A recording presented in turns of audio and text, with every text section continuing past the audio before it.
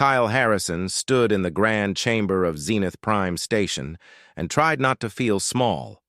The room was massive, with walls that seemed to stretch forever upward.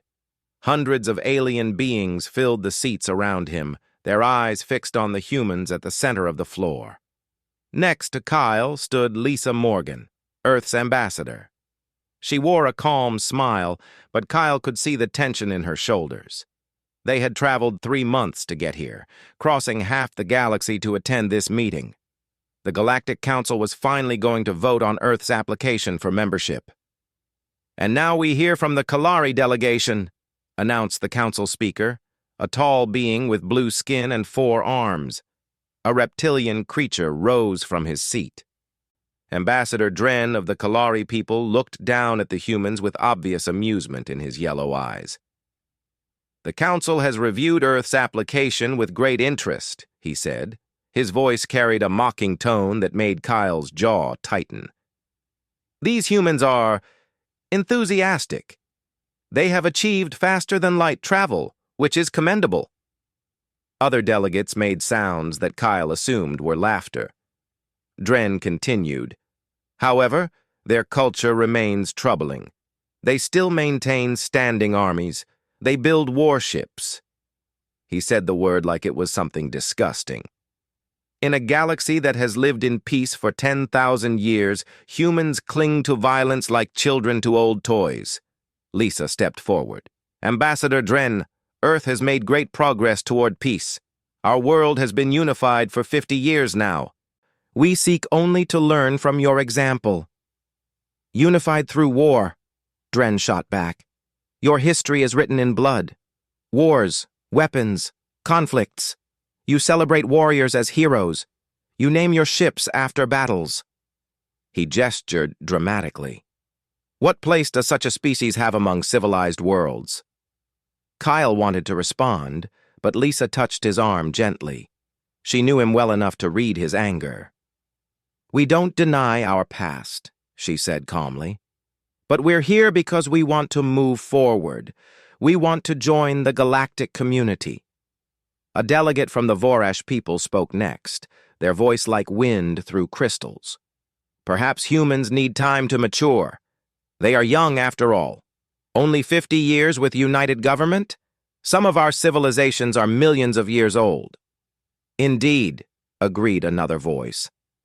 This came from a floating sphere that represented the Luminari.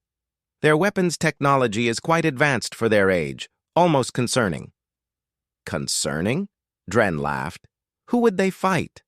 There are no wars anymore. Their weapons are useless. They might as well build monuments to their own foolishness." Kyle felt his face grow hot. He had served in Earth's defense force for 20 years. He knew what those ships meant to his people. They weren't monuments to foolishness. They were symbols of survival, of the hard lessons Earth had learned. But he said nothing. Lisa had made him promise to stay quiet unless she asked him to speak. The debate continued for hours. Some delegates argued that Earth should be rejected completely. Others suggested giving humans a chance, but with heavy restrictions. The Kalari proposed that Earth be granted only protectorate status, the lowest level of membership. "They can trade with us, learn from us," Dren explained. "But they should have no vote in council matters, not until they prove they can abandon their violent ways. Give them 10 years. If they decommission their military fleets and embrace peace, then we can reconsider full membership."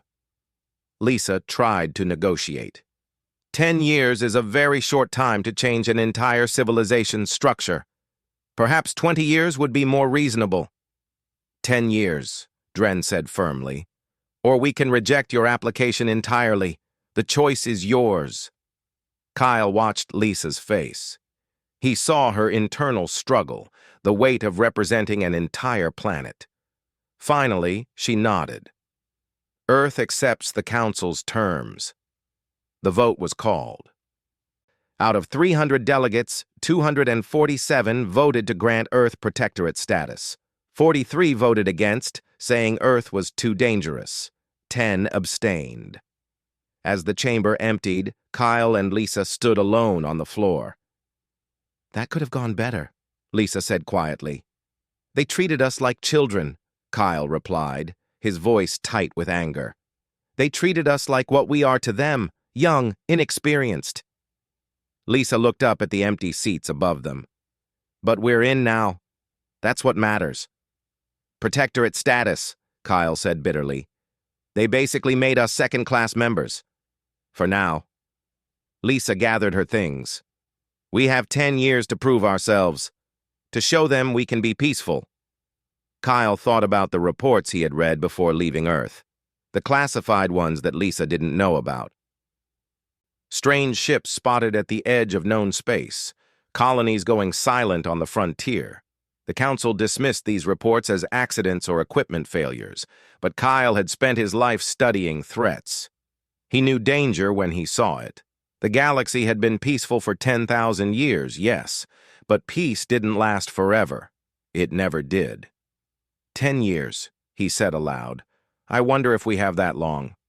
Lisa looked at him with concern. What do you mean? Kyle shook his head. Nothing. Just thinking.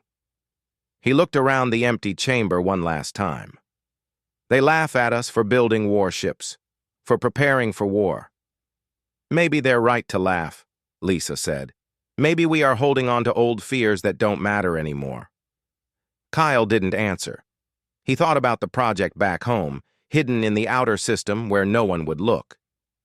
The project that he wasn't supposed to know about, but did anyway. Admiral Stevens had reached out to him privately before he left for this mission. Keep them talking, she had told him. Keep the Council focused on negotiations. We need time. Time for what? Kyle had asked. Stevens had smiled grimly. Time to finish what we started. Time to build something that will make them stop laughing. Now, standing in the Council chamber with Earth's new protectorate status secured, Kyle understood. The galaxy laughed at humanity for building warships. They thought weapons were useless in a peaceful universe. But what happened when peace ended? What happened when the threats on the frontier stopped being accidents? Kyle followed Lisa toward the exit. Behind him, the empty chamber seemed to echo with alien laughter. But that laughter wouldn't last forever. Nothing ever did. 5 years had passed since Earth joined the Galactic Council as a protectorate. To most of the galaxy, humanity seemed to be doing well. They traded peacefully, learned new technologies, and slowly adapted to galactic society. Earth's military forces had grown quieter, less visible, but appearances could be deceiving. Ben Carter floated through the construction bay of Orbital Shipyard 7, deep in Earth's Kuiper Belt. The shipyard was hidden among billions of ice rocks, far from the normal shipping lanes. No galactic ships came out this far. They had no reason to. "How's she looking?" called a voice over the radio. Ben turned to see Admiral Claire Stevens drifting toward him in her own work suit. Even in zero gravity, she carried herself with authority. She had been the driving force behind this project from the beginning. "Beautiful," Ben said, looking at the massive ship before them. "Another month and she'll be ready for trials." The Defiant hung in space like a knife in the darkness. She was nothing like the sleek, elegant ships the galaxy preferred. Human warships were angular and harsh, built for function over beauty. Thick armor plating covered her hull. Weapon ports lined her sides. She looked dangerous because she was dangerous. "The galactic ships are so fragile," Ben said, running his hand along a support beam. "I've seen their designs. They're basically flying laboratories with engines. No armor, minimal shields, weapons that are really just mining tools." 10,000 years of peace will do that, Claire replied.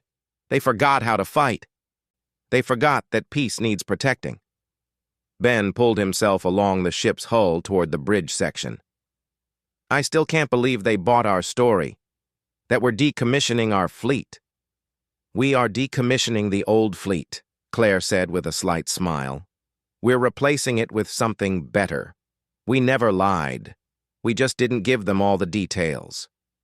The shipyard employed 3,000 people, all sworn to secrecy. They worked in shifts, building not just the Defiant, but 11 more ships like her. Earth's new defense fleet was taking shape far from prying eyes. "Captain Mitchell is asking about the weapon systems again," Ben said. "He wants to know if the railguns will work as planned." "Ryan worries too much," Claire said. "But that's why he's a good captain. Tell him the tests exceeded expectations. We can punch through any armor the galaxy uses." Ben made a note on his tablet. Captain Ryan Mitchell would command the Defiant when she launched. He was currently training with his crew in simulators, running endless practice battles. Ryan was cautious by nature, always wanting to know every detail before committing to action. "What about Lieutenant Brooks?" Claire asked. "Amy's ready," Ben said. "Best weapons officer in the fleet. She's been working on the firing solutions for weeks. She knows these systems better than I do now." They reached the bridge and pulled themselves inside. The command center was state-of-the-art, combining human design with improved galactic technology. Earth had learned a lot in 5 years, taking alien innovations and adapting them for military use. "The Council thinks we're busy learning to be peaceful," Ben said, settling into the engineering station. "They have no idea we've been preparing for war." "Not war," Claire corrected him. "Defense. There's a difference." Ben looked at her. "Is there? When we reveal these ships, the galaxy will panic. They'll think we're planning to attack someone." "Let them panic," Claire said firmly. "I've been reviewing the reports from the frontier. Kyle sends them to me every month. Something is out there. Ships that don't match any known design. Colonies going silent. The Council refuses to investigate properly. They think it's accidents. Accidents don't happen this consistently." Claire pulled up a star map on the main display. Red dots marked the locations of missing colonies and strange sightings. There were dozens of them, all along the outer edges of Council space. "I think someone is testing the galaxy's defenses, and they're finding nothing." Ben studied the map. "You think there's going to be an invasion?" "I think peace has made the galaxy weak. When a threat finally comes, they'll have no way to defend themselves." She closed the map. "Unless we're ready." A communication alert interrupted them. Ben activated the channel. "Shipyard 7, go ahead." "Admiral Stevens, this is command. We have a priority message from Ambassador Morgan at the Council." Claire frowned. "Put her through." Lisa Morgan's face appeared on the screen. She looked tired. "Claire, we have a situation. I'm sending you encrypted data now. It's bad." Ben downloaded the files while Lisa continued. "One of our frontier colonies just sent a distress call. New Haven is under attack. They're reporting unknown ships firing on civilian targets." "How many ships?" Claire demanded. "At least a dozen. The Galactic Council is sending peacekeepers, but they're 2 days away." Lisa's voice was strained. "Claire, our people are dying. The colonists are requesting immediate military assistance." Claire and Ben exchanged glances. The Defiant was scheduled for another month of trials. She wasn't officially ready for combat. "How far is New Haven from our position?" Claire asked Ben. He quickly calculated. 18 hours using our new jump drives. The Galactic Peacekeepers are using conventional drives. That's why they're so slow." Claire made her decision. "Lisa, tell New Haven help is coming. We're launching within the hour." "The Defiant isn't finished," Lisa protested. "She's finished enough. We can complete the trials in combat." Claire was already moving, pulling herself toward the exit. "Ben, get the crew to their stations. I want pre-flight checks started immediately." "What about the Council?" Lisa asked. "They don't know about the Defiant. When she appears at New Haven, our secret is out." "Then it's out," Claire said. "I'm not going to let our people die while we hide our ships to make the Council comfortable. Besides, maybe it's time they stopped laughing at Earth's warships." Ben was already calling the crew, sending the activation codes throughout the shipyard. Alarms began to sound as the Defiant systems came online. 3,000 workers stopped what they were doing and watched as the warship's engines ignited for the first time. Captain Ryan Mitchell's face appeared on another screen. "Admiral, I'm seeing the activation order. Are we really doing this?" "We are, Ryan. Get your crew aboard. We launch in 1 hour." "The ship isn't certified for combat yet." "She will be soon enough," Claire said. "Consider this your final trial. New Haven is under attack. We're going to save them." Ryan nodded slowly. "Understood. We'll be ready." The channel closed. Ben looked at Claire. "This changes everything. Once the galaxy sees the Defiant, they'll know we've been building a military fleet." "Good," Claire said. "Let them know. Let them see what humans do when peaceful methods fail." She looked out at the Defiant, her engines glowing bright in the darkness. "The galaxy laughed when we talked about threats. They dismissed our warnings. Now they'll learn that humanity doesn't wait for permission to protect its own." Ben felt a chill run through him. This was it, the moment everything changed. What if we're wrong? What if this is just pirates, or something small? "Then we'll handle pirates," Claire said. "But I don't think it is. I think this is the beginning of something much bigger." The Defiant's systems reached full power. Throughout the ship, the crew was taking their positions. Amy Brooks was at her weapons station, running final checks. Ryan Mitchell settled into the captain's chair. In 1 hour, Earth's first true warship would jump into combat. The galaxy would finally see what humans had been building in secret, and the laughter would stop. The Defiant dropped out of jump space above New Haven, and Ryan Mitchell immediately understood why the colony had called for help. The planet below was burning. Orbital stations were torn apart, spinning debris through space, and surrounding it all were 12 hostile ships. "Captain, I'm reading multiple contacts," Amy Brooks reported from her weapons station. 12 warships, unknown design. They're firing on the colony's surface installations." "Any sign of the Galactic peacekeepers?" Ryan asked. "Negative, sir. We're the only response so far." Amy's fingers moved quickly over her controls. "Wait, I'm picking up another ship. Looks like a Kalari diplomatic vessel. She's damaged and drifting." Ryan leaned forward in his chair. This was his first real combat situation as captain. Everything he had trained for was about to be tested. "Communications, hail the attacking vessels, and get me a status report on that Kalari ship." The communications officer, a young woman named Sarah, worked her station. "Sir, I'm getting a response from the Kalari vessel. It's Ambassador Dren. He's requesting immediate assistance." Of all the people to find here, Ryan thought, Dren had been one of the humans' harshest critics at the council. "Put him through." Dren's face appeared on the screen. The proud Kalari ambassador looked shaken, his scales dulled with stress. "Unknown vessel. This is Ambassador Dren of the Kalari people. We require immediate evacuation. Our ship is losing life support." "Ambassador, this is Captain Ryan Mitchell of the Earth warship Defiant. We're here to help." Dren's eyes widened in shock. "Warship? Earth isn't supposed to have warships." "We'll discuss that later," Ryan said. "Sarah, get a shuttle over to that Kalari ship. Ben, what's the status of those hostile vessels?" Ben Carter was monitoring the enemy ships from his engineering station. "They're not moving to intercept us yet, Captain.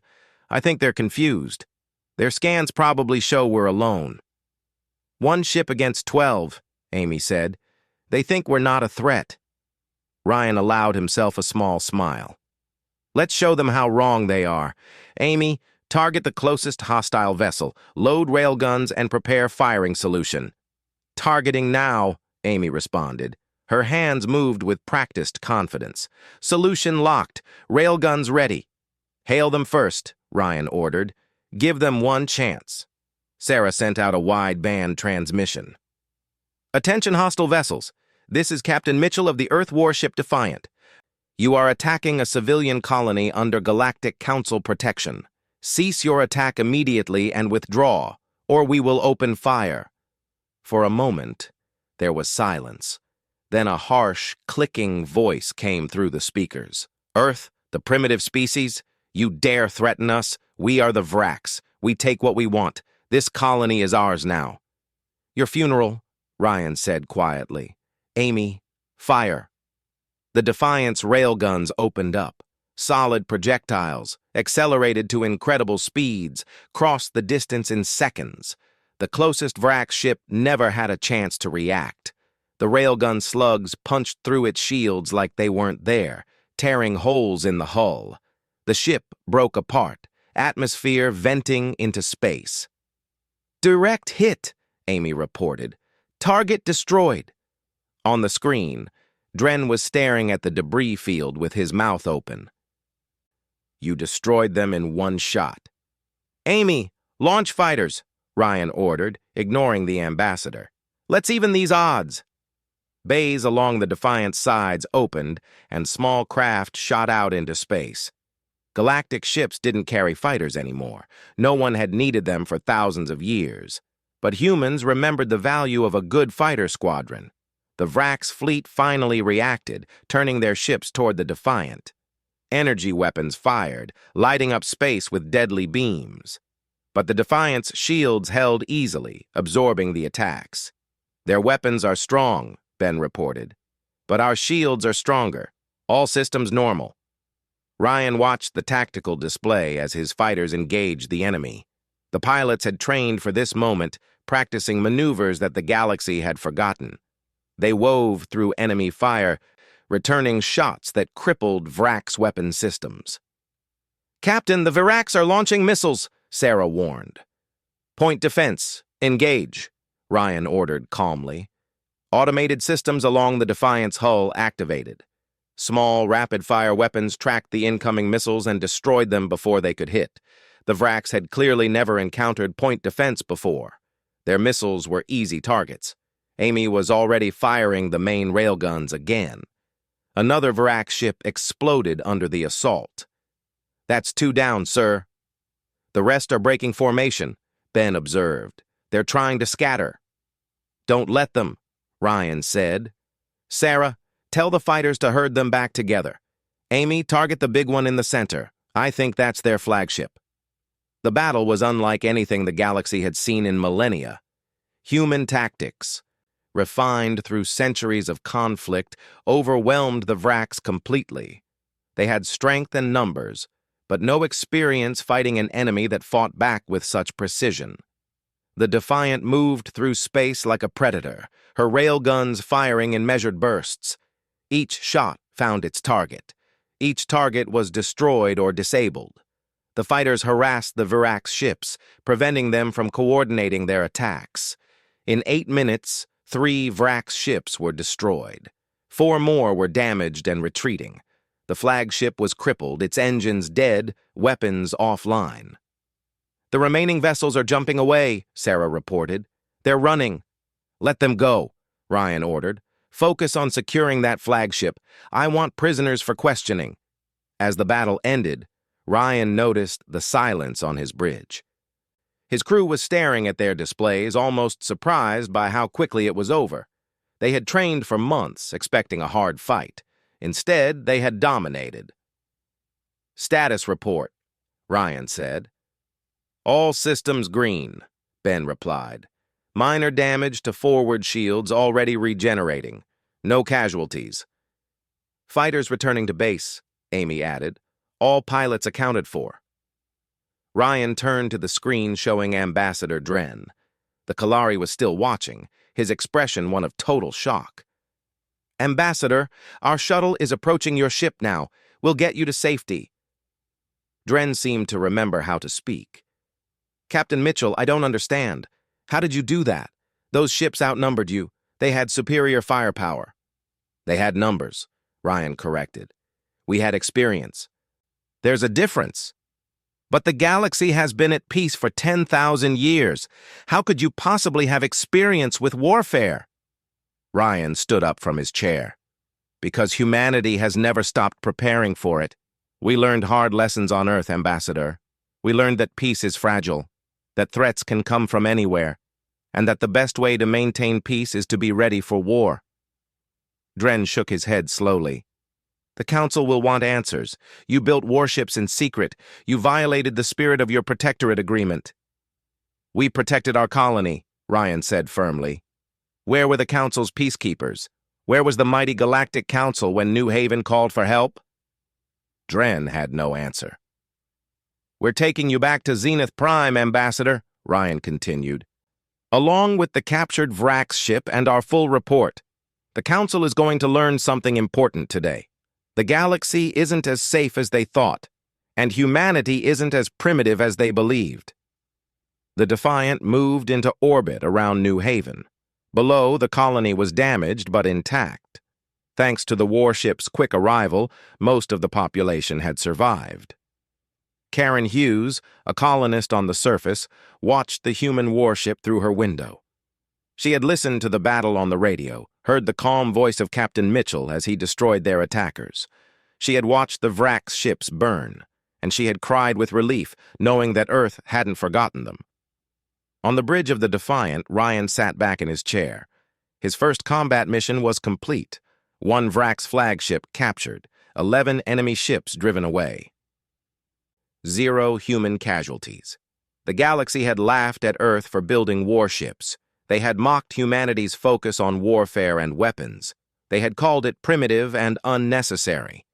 But New Haven was safe because of that warship, because humans had refused to forget how to fight. Ryan looked at his crew, seeing the pride in their faces. "Well done, everyone. Now let's get that Kalari ship secured and set course for Zenith Prime. I think it's time the Council stopped laughing." In the darkness of space, the Defiant's engines burned bright, heading toward the galactic capital with proof that humanity's warships were anything but useless. The Defiant's arrival at Zenith Prime caused immediate chaos. Ships scattered from the docking lanes as the human warship approached. Emergency broadcasts flooded the channels, warning of an armed vessel approaching the station. Kyle Harrison was already in the council chamber when the panic started. He had been waiting for this moment, knowing it would come eventually. Now he stood at the center of the room while delegates shouted questions and accusations. "Earth has violated the peace treaty," one alien delegate yelled. "You built a weapon of war," shouted another. Lisa Morgan stood beside Kyle, trying to maintain calm. "If the Council will allow us to explain—" "Explain what?" Ambassador Dren interrupted. He had been brought directly from the Defiant to the chamber. "I was there. I saw that warship destroy Vrax vessels with ease. Earth has been secretly building a military fleet while pretending to comply with our wishes." Kyle stepped forward, his voice carrying across the chamber. "The Council told us to maintain peace. We have. The Council told us to protect our colonies. We did. We protected New Haven when the Vrax attacked. Where were the Council's peacekeepers?" The chamber fell silent. The Council speaker, looking uncomfortable, responded. "The peacekeepers were dispatched as soon as we received the distress call. They were still in transit when the Defiant arrived." 2 days away, Kyle said. 2 days while our people died. The Defiant arrived in 18 hours and stopped the attack in 8 minutes. "You shouldn't have had a warship to send," another delegate argued. Before Kyle could respond, Admiral Claire Stevens walked into the chamber. Behind her came Captain Ryan Mitchell and several armed Marines. The sight of uniformed military personnel in the council chamber caused fresh alarm. "Forgive the interruption," Claire said, her voice calm but commanding. "But I have intelligence that the council needs to see immediately." She activated a holographic display in the center of the chamber. Images appeared, showing star charts with dozens of red markers. "For the past 2 years, colonies along the frontier have been going silent. Strange ships have been spotted in deep space. The Council received reports and dismissed them as accidents or malfunctions. We investigated those reports," the Council speaker protested. "No, you didn't," Claire said bluntly. "You sent survey teams that found nothing because they arrived weeks after the incidents. Earth took these reports seriously. We investigated properly. And we found evidence of a hostile force probing your defenses." She changed the display to show recordings from captured Vrax communications. "The Vrax have been testing the galaxy for months. They've attacked small colonies, evaluated response times, studied galactic ships. They discovered something interesting. The galaxy has no real defenses. Murmurs of concern spread through the chamber. Claire continued.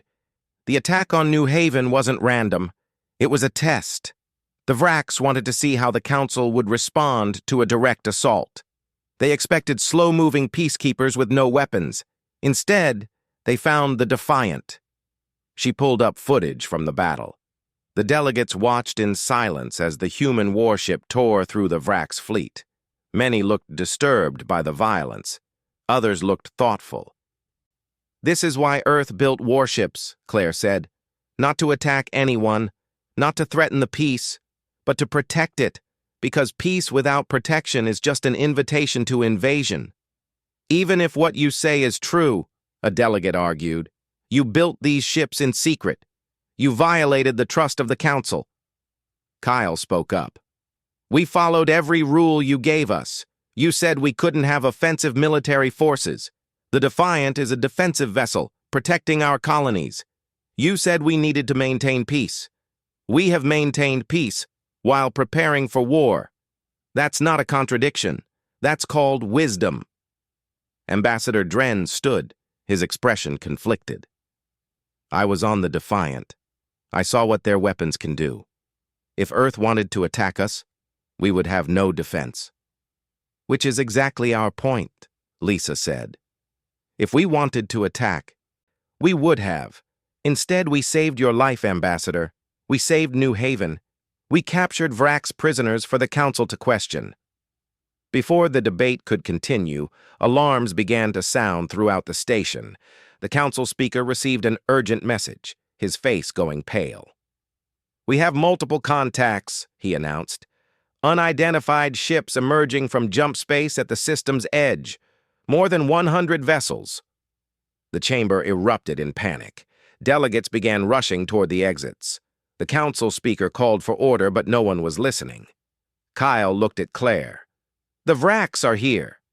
Looks like our demonstration at New Haven made them angry, Claire said. They're coming in force this time. Ryan Mitchell was already on his communicator. Defiant, this is Mitchell. Battle stations. All hands prepare for combat. Captain, there are over 100 ships, the speaker said, his voice shaking. Your one vessel cannot possibly... Admiral Stevens, Kyle interrupted. How long until the rest of the fleet arrives? Claire smiled grimly. They're already here. She activated a new display showing the space around Zenith Prime. 11 more human warships were dropping out of jump space, forming a defensive perimeter around the station. The delegates stared at the display in shock. 12 human warships, arranged in precise formation, their weapon systems coming online. We built 12 ships, Claire explained. The Defiant and her 11 sisters, all built in secret, all ready for combat. We tried to warn you. You didn't listen. Now we'll defend you anyway. Kyle activated his own communicator. This is Commander Kyle Harrison to all Earth Fleet vessels. You are weapons-free. Protect the station at all costs. The Vraks fleet was massive. Over 100 warships bearing down on Zenith Prime. They had come to conquer, expecting easy victory over a defenseless target. Instead, they found 12 human warships ready to fight. The Battle of Zenith Prime began. Amy Brooks, aboard the Defiant, locked targeting solutions on multiple Vraks vessels. Captain, we have firing solutions on 20 targets. Fire at will, Ryan ordered. All ships, coordinate your attacks. Let's show them what the human fleet can do. The 12 human warships opened fire simultaneously. Railgun rounds crossed space in deadly patterns. Missiles launched in coordinated spreads. Fighter squadrons deployed from every ship, filling space with small, agile craft. The Vraks had numbers, but the humans had tactics. Each Earth vessel operated as part of a larger whole, their attacks coordinated through tight communication networks. When one ship's shields weakened, another moved to cover it. When the Vraks concentrated fire, the human ships shifted formation, spreading out the damage. In the council chamber, delegates watched the battle unfold on screens. They saw the human ships moving like dancers, their weapons firing with deadly precision. They saw Vrax vessels exploding, their shields failing against weapons they had never encountered before. "How are they doing this?" one delegate whispered. "They never forgot how to fight," Ambassador Dren said quietly. "While we spent 10,000 years at peace, humans spent that time learning war. Every conflict, every battle, every tactical innovation, they remembered it all." Kyle watched the battle with pride and concern. The fleet was performing perfectly, but the odds were still 8-1. Human ships were taking damage. Shields were failing. He saw the Defender take a direct hit, her hull breaching in 3 places. "Fleet status?" he called out. Claire was coordinating the defense from the council chamber, using their systems to command the battle. 3 ships with heavy damage, 2 with moderate damage, but we've destroyed 28 Vrax vessels and damaged 40 more. The battle raged for 2 hours. The Vrax kept coming, wave after wave, trying to overwhelm the human defenses through sheer numbers, but human tactics and superior weapons held them back. Lisa watched the carnage and felt sick. This was what humanity did best. This was what they had been mocked for, and now it was saving the galaxy. Finally, the Vrax fleet began to retreat. They had lost more than half their ships. The remaining vessels jumped away, leaving debris and disabled craft floating in space. As the last enemy ship vanished, silence fell over the council chamber. The delegates stared at the screens showing the 12 battered but victorious human warships. Kyle broke the silence. "The Defiant reports 3 dead, 12 wounded. Other ships report similar casualties. We need medical assistance for our wounded." The council speaker, still in shock, nodded. "Of course. Anything you need." Claire stepped forward. "The council needs to understand something. The Vrax will be back. With more ships, better preparation. This attack was just the beginning. The galaxy needs real defenses now." Ambassador Dren stood slowly. "Earth saved us today. Those warships that we laughed at, that we called primitive and unnecessary, just saved every life on this station." He looked directly at Kyle. "I was wrong. We were all wrong." Kyle nodded, accepting the apology. "What matters now is what happens next. The galaxy can't defend itself. We can teach you. We can help you build your own defenses. But you need to start taking this seriously." The council speaker looked around at the other delegates. "I think Earth has earned the right to be heard. Commander Harrison, Admiral Stevens, what do you propose?" And so began the negotiation that would change the galaxy forever. 3 months after the Battle of Zenith Prime, Kyle Harrison stood in his new office overlooking the station's main docking bay. The view had changed dramatically.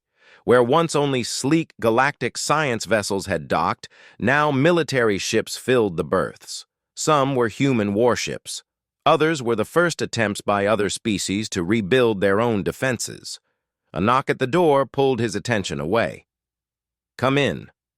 Lisa Morgan entered, carrying a stack of reports. "The Galactic Council just finished voting. You're officially the Grand Admiral of Galactic Defense. Congratulations." Kyle took the reports, but didn't look pleased. "I spent 20 years in Earth's military. Never thought I'd be commanding alien forces, too." "The galaxy trusts you," Lisa said, sitting down. "You saved them. They know you'll keep them safe." "For now," Kyle said. "But not everyone is happy about this. I've been reading the reports. There's a faction forming. Species that think Earth is gaining too much power too quickly." Lisa nodded. "The Tarsus Federation and their allies. They're concerned that humans are becoming the dominant military force in the galaxy. Some of their fears are valid." "We're not trying to dominate anyone," Kyle protested. "I know that. You know that. But to them, it looks like humanity went from rejected applicants to military commanders in 5 years. That's frightening to some species." Kyle looked out at the ships again. The alternative was letting the Vracs conquer the galaxy. Would they prefer that? Of course not. But people are complicated. They can be grateful and scared at the same time. Lisa pulled up a document on her tablet. Which is why I need to talk to you about the training program. Captain Mitchell is reporting problems. Kyle activated his own display, showing Ryan Mitchell's face. The captain looked tired but determined. Grand Admiral, the training academy is running into cultural issues. Some species are struggling with human military doctrine. What kind of struggles? Kyle asked. Psychological ones, Ryan explained. We're teaching them to be aggressive, to attack first, to accept casualties as necessary. For species that have lived in peace for thousands of years, this is traumatic. Some trainees are dropping out, others are having mental breakdowns. Kyle rubbed his temples. This was the problem he had feared. We can't make the galaxy less peaceful just to prepare them for war. But we also can't leave them defenseless. Maybe we need different approaches for different species, Lisa suggested. Not everyone needs to be a frontline warrior. Some can specialize in support roles, logistics, medical services. Ryan nodded. That might work. Lieutenant Brooks has been working with a group of Vorash engineers. They're brilliant with defensive systems. They just can't handle offensive thinking. Make it happen, Kyle ordered. Adapt the training to fit each species' strengths. We're not trying to turn everyone into human soldiers. We're trying to build a defense force that works together. The conversation was interrupted by an alarm. Admiral Claire Stevens appeared on the main display, broadcasting from her office in Earth's orbit. Kyle, we have a situation. Long-range sensors just detected a massive fleet emerging from unknown space. It's not the Vracs. Kyle felt his stomach drop. How massive? 300 ships. Maybe more. They're heading toward Council space from the Galactic East. Claire looked grim. Kyle, these ships are bigger than anything the Vracs had. I think we're seeing the real threat now. The Vracs were just scouts. Lisa went pale. Can we stop them? With what we have now? No. Claire was blunt. The Galactic Defense Force is barely functional. We have 12 human warships, 40 newly built council vessels with inexperienced crews, and a training program that's 3 months old. We're not ready for this. Kyle thought quickly. How long until they reach council space? At their current speed, 6 months, maybe 7. Then we have 6 months to get ready. Kyle stood up, his mind already working on solutions. Claire, I need you to accelerate the shipbuilding program. Earth needs to build more warships, and we need the other species to do the same. We're already building as fast as we can, Claire protested. Then build faster. Lisa, I need the Council to authorize emergency military funding.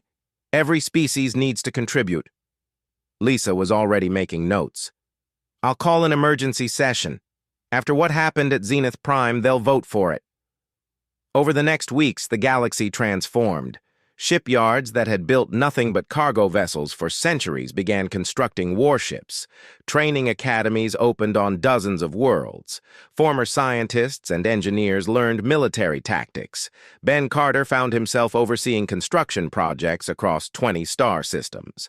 He worked with alien engineers, teaching them human ship design while learning from their technological advances. Together, they created hybrid vessels that combined the best of both approaches. Amy Brooks became an instructor at the academy, training alien weapons officers. She discovered that while different species approached combat differently, they all shared the desire to protect their homes. She learned to work with their strengths instead of forcing them to copy human methods. Captain Ryan Mitchell commanded the new training fleet, running endless drills and exercises. His ships patrolled the frontier, watching for more Vracs attacks while preparing for the larger threat to come.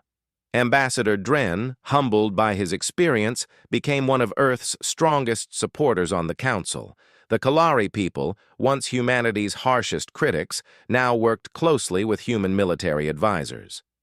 Dren himself trained in basic tactical thinking, wanting to understand the mindset that had saved his life. But not everyone was happy with the changes. The Tarsus Federation continued to oppose Earth's growing influence. They argued in council sessions, delayed funding votes, and spread concerns about human militarism. "They're afraid," Lisa explained to Kyle one evening, "afraid that humans will use this military power to dominate the galaxy." "Then they're fools," Kyle said tiredly. "We're trying to save them."